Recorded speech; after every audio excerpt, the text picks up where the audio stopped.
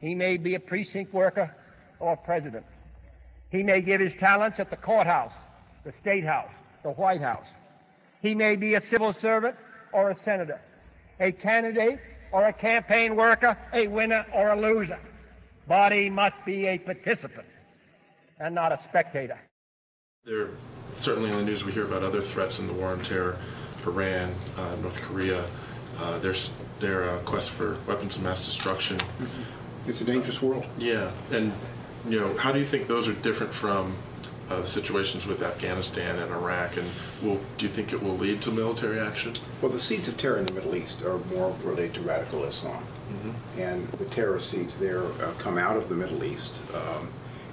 North Korea is a little bit different. It's just it's a weird state. It's not really a country as we think of it. It's more like an organized mafia that leads the country dry and runs it.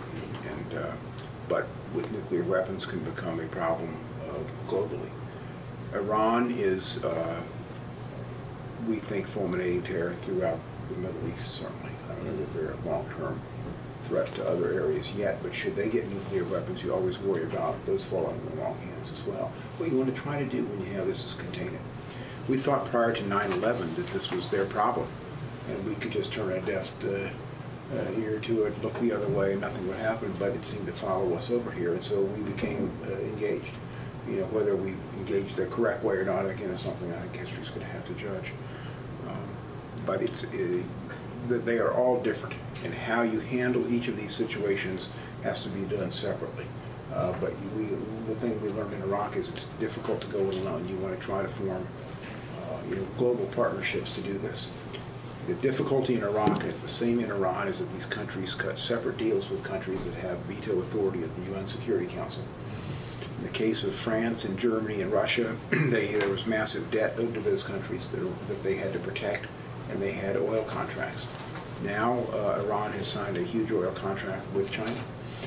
China is not going to be willing to join in any kind of boycotts or anything else with that going on. It makes it much more difficult.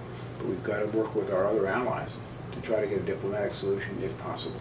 Okay. But should Iran fall into nuclear weapons, at that point I think it becomes very dangerous for the world. You don't allow that to happen.